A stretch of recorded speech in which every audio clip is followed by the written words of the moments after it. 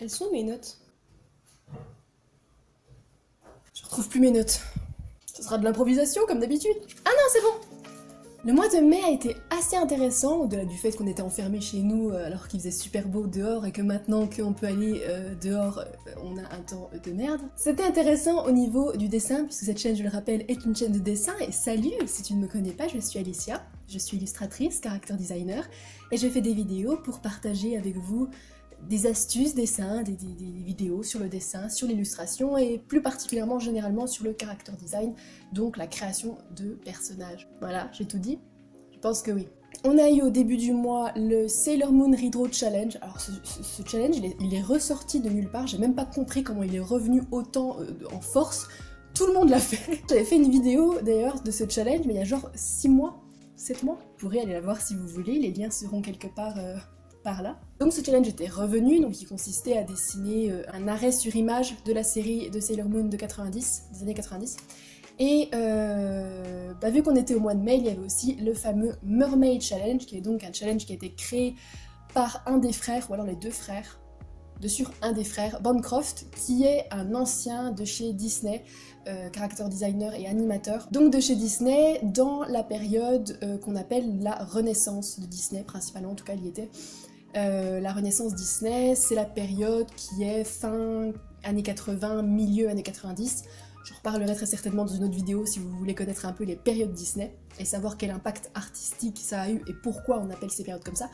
C'est pas la vidéo de ce jour. Donc un des frères Bancroft avait créé ce challenge, le Mermaid, qui consiste donc à dessiner une sirène à peu près tous les jours du mois de mai. Normalement, il y a une liste, un challenge, mais enfin bon, on fait un peu comme on veut. Le principe, c'est qu'il y ait plein de sirènes pendant le mois de mai. Et puis il y a également, mais ça c'est tous les mois généralement, le challenge du Character Design Challenge, qui est un groupe Facebook. J'en ai parlé dans ma précédente vidéo, si vous avez vu la fameuse vidéo de speed drawing que j'ai fait de Iris, personnage de Final Fantasy.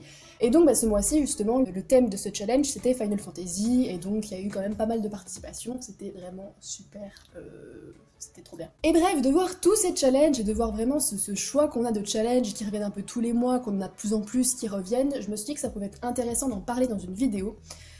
Et de voir quels sont les avantages de participer à un challenge et pourquoi tu dois participer à un drawing challenge, donc un challenge de dessin, si tu veux progresser en dessin, et aussi quelles peuvent être les difficultés et comment peut-être les surpasser. Je tiens à préciser que pour préparer cette vidéo, j'ai posté en story sur mon Instagram, en fait j'ai ouvert la conversation pour mes abonnés pour savoir en gros ce qu'ils en pensaient, quelles avaient été leurs expériences par rapport à ce challenge et quels sont leurs challenges préférés aussi à faire découvrir, ou en tout cas pourquoi tel ou tel challenge sont pour eux plus fun à faire. Donc cette vidéo en fait c'est un peu mon avis, c'est un peu ce que j'ai pu discuter avec eux, c'est un peu leurs avis aussi, voilà on a tout mélangé et merci beaucoup à mes abonnés Instagram d'avoir répondu à cette story. C'était super cool de pouvoir avoir vos réponses qui ont été très intéressantes et qui ont relevé des points auxquels j'avais vraiment pas pensé. Donc merci. Voilà. Tout d'abord, il y a plusieurs types de challenge de dessin. Challenge de dessin, ça veut pas dire forcément que ça a toujours les mêmes règles, que ça a toujours le même intérêt. Il y a souvent, on peut les diviser en tout cas en deux parties généralement. Soit un thème, mais en gros c'est un challenge pour un dessin avec un temps limité, admettons comme les Draw Day Senior Style Challenge ou encore les Character Design Challenge, où en gros il y a un thème, ou alors le dessin est déjà fait, vous devez le refaire dans votre style. Des fois il y a des deadlines où en gros vous avez jusqu'à la fin du mois pour le faire, vous avez tout le mois pour le faire. Donc là, il s'agit surtout en fait de se concentrer sur un dessin avec un thème particulier et dans une deadline, s'il y en a, de le faire. Et puis sinon, les autres types de challenges qu'il y a, c'est les challenges qu'on appelle les challenges de 30 jours, 30 ou 31 jours. C'est en gros les challenges où on dessine pendant un mois, tous les jours. Voilà. Donc déjà entre ces deux challenges, il y a une différence parce qu'il y en a pour un où en gros c'est un dessin à faire dans le mois ou avec une deadline spécifique ou pas, et donc c'est un dessin à se concentrer dessus, donc on n'aura peut-être pas forcément les mêmes attentes, on n'aura peut-être pas forcément les mêmes objectifs quand on va faire ce dessin-là, que un challenge où ce sera une fois tous les jours, de dessiner vraiment et d'avoir une rigueur et de vraiment s'y tenir, etc. et de s'organiser, qui implique d'autres choses en fait. C'est vraiment pas les mêmes objectifs, c'est vraiment pas non plus les mêmes façons d'apprendre le dessin. Vous étiez beaucoup quand même à me dire que vous n'aviez pas les mêmes préférences en termes de drawing challenge. Certains, vous étiez plus... Il y a beaucoup de fans des Draw Day Senior Style, Donc les Draw This in Your Style, c'est en gros un illustrateur, des fois pour célébrer, je sais pas, un cap dans leur nombre d'abonnés ou voilà, qui vont faire une illustration et qui vont vous proposer de le dessiner dans votre propre style. Donc en gros, vous reprenez le personnage ou voilà ce qui a été fait et vous l'adaptez dans votre style et donc vous taguez la personne et la personne le repartage derrière. Et donc il y a une moitié de ceux que j'ai reçus, en tout cas en message, qui adorent ce genre de challenge-là, qui le trouvent super parce qu'en fait ça leur permet d'adapter en fait un dessin qu'ils voient et de se rendre compte que leur illustration ne ressemble pas forcément aux autres, d'être un peu plus confortable aussi avec leur style, et puis aussi de perfectionner ce style-là. Et puis on a l'autre moitié qui est complètement dans les challenges en fait des 30 jours. Il y en a qui ont fait Inktober, il y en a qui ont fait Mermaid, il y en a qui ont fini Mermaid mais qui n'ont pas fini Inktober, il y en a qui n'ont pas fini les deux mais qui ont fait quand même pendant certains jours. Et eux, ce qu'ils ont vraiment apprécié, ce qu'ils ont recherché dans ce challenge-là, c'est pas tellement le style ou quoi, ou voilà, d'essayer de réinterpréter un dessin, c'est vraiment en fait le fait de se mettre une rigueur et une deadline et de se forcer à dessiner tous les jours. Et pour beaucoup, ceux qui s'étaient lancés dans ce challenge, alors là je dois vous dire que je vous admire pour ça parce que c'est quand même assez hardcore, c'était des gens qui n'avaient pas dessiné pendant super longtemps et qui ont voulu se remettre au dessin et que pour se remettre au dessin se sont dit je vais faire le Inktober. GG à vous, parce que même moi je tiens pas les Inktober alors que je dessine assez souvent, alors quand en plus t'as pas dessiné depuis longtemps et que tu vas te mettre à redessiner tous les jours de manière aussi intensive, c'est... Donc dans ces deux challenges là en tout cas, les attentes sont pas les mêmes comme je l'ai dit, puisque les Draw This in Your Style généralement, ou même les Character Design Challenge, on va vraiment prendre le temps de s'attarder sur un dessin, d'y revenir tous les jours, plus ou moins à la deadline. Il va y avoir vachement de recherche au préalable aussi, parce que par exemple pour le Character Design Challenge, bon là je prends le thème de ce mois-ci qui était, enfin du mois de mai, qui était donc Final Fantasy tout confondu. Donc il fallait rechercher quel Final Fantasy on voulait adapter, si on voulait faire vraiment un fanart ou plutôt une sorte de réinterprétation d'un personnage. Si tu veux faire la réinterprétation d'un personnage, comment tu le réinterprètes. Si je prends comme exemple, moi par exemple, j'ai repris du coup Final Fantasy, donc le 7, j'ai pris le personnage d'Aeris, et étant donné que il y avait en même temps le Mermaid, je me suis dit tiens ce serait sympa d'avoir Aeris en sirène, donc essayer d'adapter comment adapter son style vestimentaire, les attributs en fait qu'elle a, c'est-à-dire son sceptre, la fleur, etc. Avec une sirène en fait. Et toute cette phase de recherche peut prendre beaucoup plus de temps et c'est une phase super fun où on a vraiment envie de rechercher un petit peu le concept du personnage, ce qui est le but de ce challenge-là, de tous les mois créer un personnage. Mais ce temps de réflexion, on peut pas forcément se l'accorder quand on décide de faire un drawing challenge de 30 jours pour des sirènes, etc. Ou en tout cas, on peut se le permettre, mais c'est très rapide et c'est très... Enfin, il y a des jours peut-être où vous allez pas avoir d'inspiration et faire un dessin raté et le lendemain, il sera bon. Et donc, l'attente est pas censée être la même puisqu'en fait, là, dans le drawing challenge de 30 jours, c'est vraiment... s'organiser en fait, comment s'organiser pour dessiner le plus possible, qu'est-ce qu'on a envie de dessiner, dans quoi on a envie de progresser et vraiment aller au but en fait. Donc j'avais envie de voir avec vous justement ces différents points importants et qui font que tu progresseras en fait quand tu feras en fait un drawing challenge, que ce soit un drawing challenge de 30 jours ou que ce soit le drawing challenge Draw This in Your Style de un dessin pour un mois. Ce qu'il faut déjà que tu gardes en tête, c'est qu'il faut savoir choisir ton challenge en fonction de ce que tu veux acquérir comme connaissance, ou en tout cas dans quoi tu veux progresser. Si tu veux plus progresser dans le fait de dessiner tous les jours et vraiment pas réfléchir à un dessin ou quoi, mais vraiment te produire tous les jours, tu prendras un challenge de 30 jours. Peut-être que tu le finiras pas, peut-être que ce sera trop dur, mais au moins tu t'auras essayé celui-là. Et puis si t'as vraiment envie d'avoir une recherche plus spécifique ou vraiment t'amuser avec un dessin déjà fait ou quoi, le challenge indépendant, Draw This in Your Style ou Character Design Challenge. Dans tous les cas, les bons côtés des Drawing Challenge, le premier c'est que ça t'impose des règles. Et les règles, c'est quand même super important. C'est important d'avoir des règles. En tout cas, c'est important parce que ça te permet de te dompter un petit peu et de pas partir dans tous les sens, ce qui parfois peut être un petit peu déroutant et peut t'empêcher de créer. Quand t'as trop de liberté, quand t'as vraiment le vide devant toi et que t'as envie de dessiner mais que tu ne sais pas quoi dessiner, quand t'as trop de choix en fait c'est très dur de faire un choix. Alors que quand t'as un drawing challenge qui pop comme ça devant toi, ça te permet déjà de te donner une inspiration, puisque ça te dira déjà tiens dessine ce dessin là ou dessine sur ce thème là. Donc généralement, si tu es un peu en manque de motivation, essaye de regarder un peu et de chercher s'il y a un challenge de dessin qui traîne par là. Ça peut être super inspirant parce que ça tombera sur des idées peut-être que tu n'auras jamais eues, des choses que tu n'auras jamais dessinées avant, et que tu penses être capable de dessiner et que tu as envie d'essayer en tout cas. Et donc ça t'impose des règles avec, je sais pas, un challenge où il faut dessiner qu'avec une certaine couleur, ou un challenge où il faut dessiner mais que dans cet univers-là, etc. Ça permet d'avoir de la rigueur et au moins d'être un peu plus certain de ce qu'on va faire. Mine de rien, les contraintes, c'est plutôt intéressant. Ensuite, généralement, ça nous pousse à faire des recherches, ou en tout cas à nous renseigner sur le thème qui va être en cours. Par exemple pour les sirènes, contes d'enfants avec des sirènes, ou alors l'origine des sirènes, et peut-être que tu apprendras que voilà, les sirènes dans l'Antiquité, en tout cas au temps des Grecs, c'était pas vraiment avec une queue de poisson, c'était plus des ailes.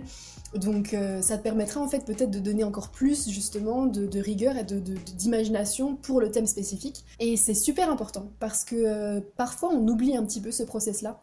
Je parle d'ailleurs de ce process-là dans ma vidéo sur le croquis, où je parle du fait de faire un croquis en fait avant le dessin, dans le sens où faire des recherches en fait sur ce qu'on a envie de dessiner. Et ça participe un peu à ça, c'est-à-dire que si vous avez un challenge spécifique, c'est super important de se renseigner au préalable sur le thème, parce que ça va vous donner plein d'idées.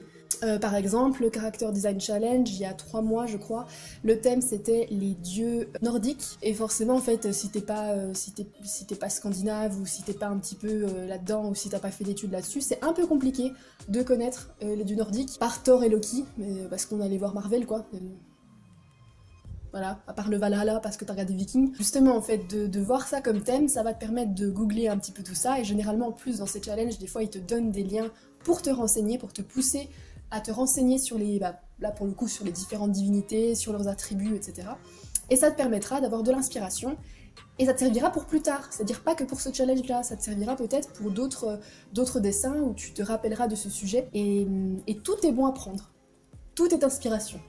Maintenant, la partie un peu plus délicate, qui est bien, mais qui peut un petit peu être la partie négative des challenges, et c'est pour ça que je voulais faire une vidéo là-dessus, et aussi pour un peu en parler de ça, et que j'ai reçu aussi en message, c'est le fait que généralement ces challenges, il faut les partager, en tout cas tu partages après ton dessin sur les réseaux sociaux. Et généralement avec un hashtag que d'autres personnes vont voir, que d'autres personnes vont suivre, que d'autres illustrateurs vont regarder pour peut-être s'inspirer aussi.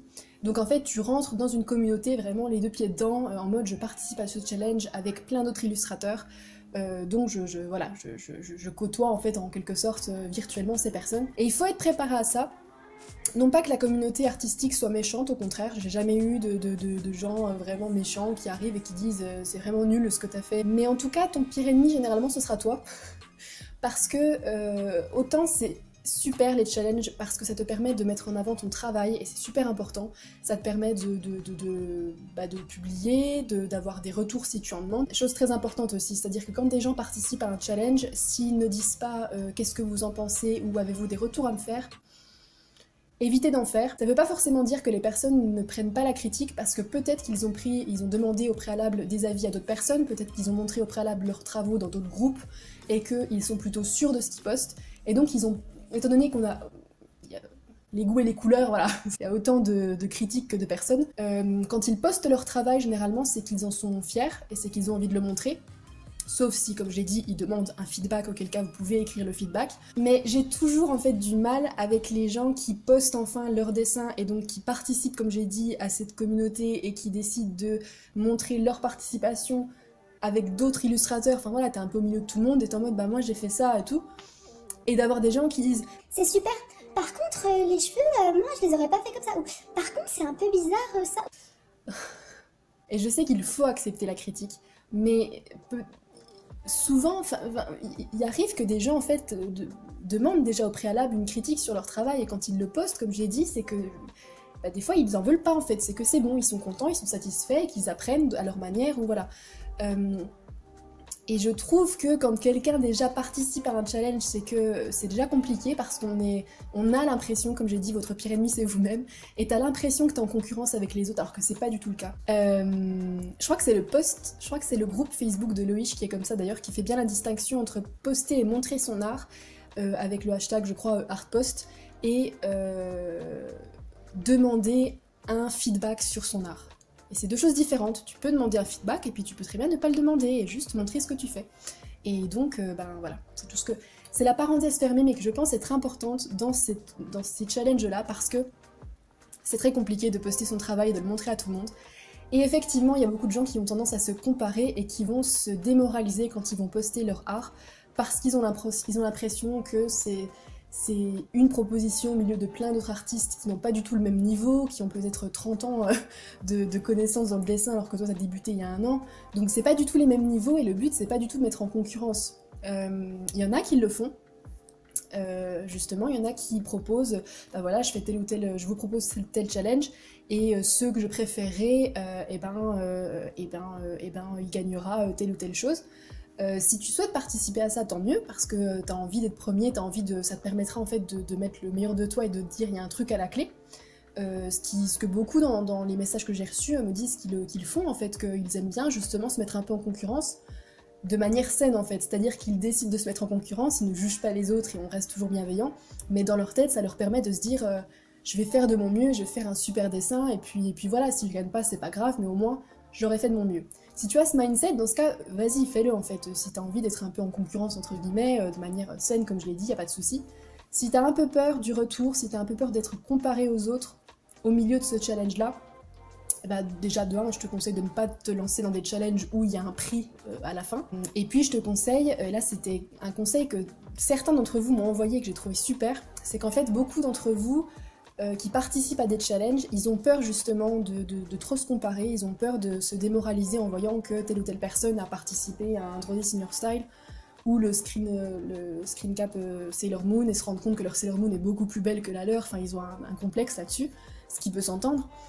Et pour éviter ça, en fait, généralement, ils vont participer à des Drody Senior Style, mais un peu plus petits, de personnes un peu moins connues. C'est sûr que c'est pas la même expérience, je pense, de participer à un Drody Senior Style d'un illustrateur qui a 1 million d'abonnés et qui va recevoir énormément de propositions, que vous allez voir, votre travail va être perdu au milieu de toutes ces propositions, que vous allez voir dans votre feed d'autres versions de ces propositions et peut-être que vous allez perdre confiance en vous disant j'aurais dû faire ça, j'aurais dû faire ça.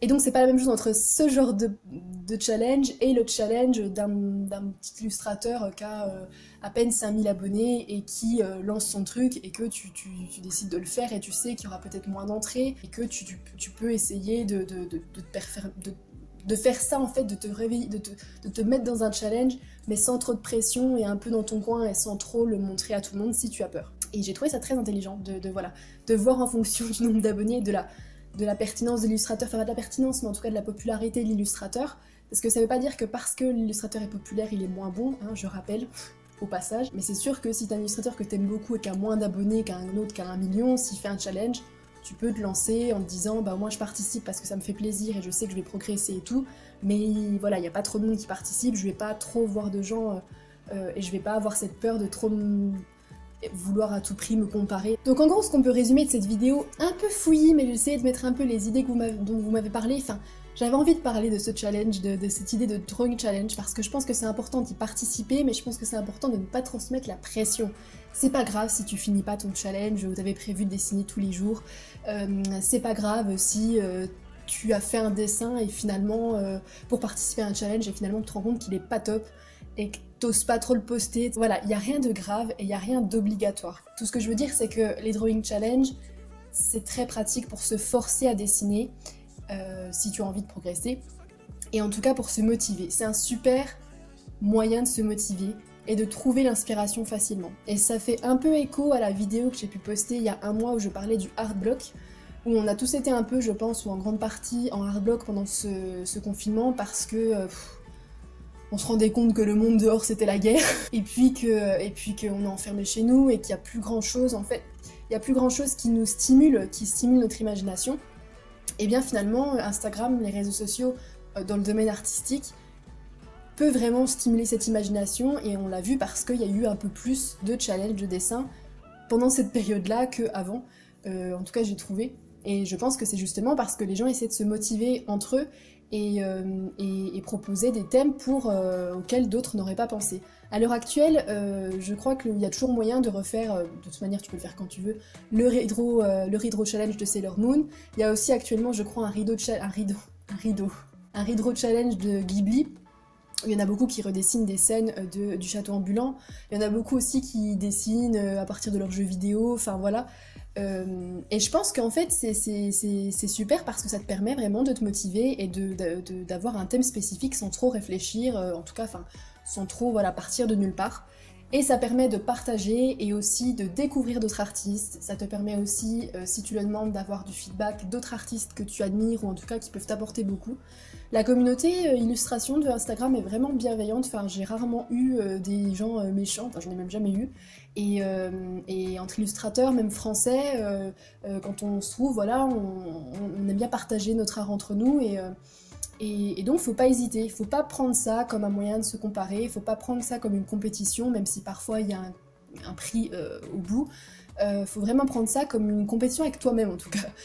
Faut pas être trop dur envers toi-même en te disant je suis nul et jamais je ferai aussi bien que cette personne, parce qu'en fait peut-être que ton style n'est pas du tout le même, et que bah en fait ça veut pas dire que parce que ton style n'est pas le même et que peut-être tu es plus épuré qu'une autre personne qui fait plus de la peinture, que ce que tu fais c'est de la merde. J'avais reçu ça en commentaire, ça m'avait un peu attristé, c'est qu'il y en avait qui me disaient moi j'ai participé à tel ou tel challenge, mais il y en a je participe pas parce que j'ai un style très cartoon alors ça marcherait pas.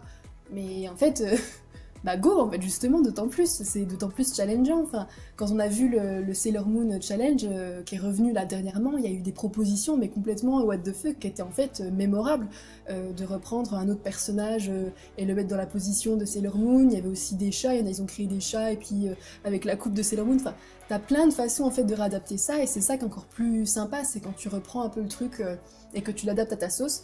Et c'est ça le principe des challenges. Et donc, si tu as peur quand même de trop montrer pour l'instant ton art, de pas avoir trop de retours ou quoi, que t'as un peu peur, et ben fais-le avec une communauté un peu plus petite. Et donc n'hésite pas à faire des challenges qui sont peut-être un peu moins populaires et que tu as envie d'essayer. Donc voilà, je t'invite très sincèrement, si tu veux progresser en dessin, à participer à ça. Et ça te permet de rentrer dans cette communauté artistique qui te permettra aussi un peu de te faire connaître sur les réseaux sociaux parce que maintenant tout passe par là. Donc voilà, je crois que j'ai dit à peu près tout ce que j'avais à dire. En tout cas, de faire cette vidéo et d'avoir parlé de ça sur Instagram m'a vraiment conforté dans une idée que j'avais depuis un moment, et j'en avais parlé dans une autre vidéo il y a quelques mois, où j'aimerais beaucoup faire des challenges un peu tous les mois, où je vous propose un thème. Je pense que je le ferai sur Instagram, je reparlerai sur YouTube si jamais vous voulez y participer. Et vraiment dans l'idée de proposer des challenges qui vous permettraient d'être un peu libre, mais quand même d'avoir au moins un thème qui vous permettrait de savoir où vous allez. Et sans mettre en concurrence, partager juste ce que vous faites, peu importe qui vous êtes, partagez ce que vous faites aussi moi sur mon Instagram. Et puis si vous voulez des retours, et ben on fait des retours. Si vous en voulez pas, bah très bien, on n'en fait pas et partagez votre travail.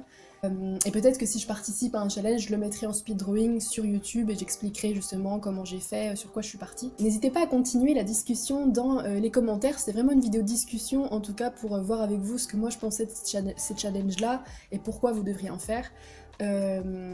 N'hésitez pas à me dire à quel challenge vous avez déjà participé, quel est votre préféré, enfin voilà, la discussion continue dans les commentaires. N'hésitez pas aussi à vous abonner, nous sommes bientôt 1000 sur cette chaîne, alors je sais que pour certains c'est vraiment rien du tout, mais pour dire que je me suis remise sincèrement à cette chaîne il y a même pas un an.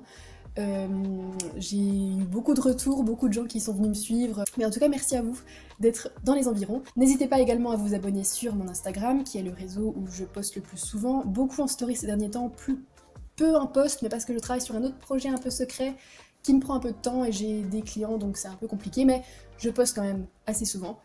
C'est là en tout cas que je suis le plus présente et vous pouvez m'envoyer vos messages aussi pour des conseils. Et ben bon week-end, bonne semaine, peu importe quand vous regarderez cette vidéo, et puis on se revoit très vite pour une prochaine vidéo. Bye!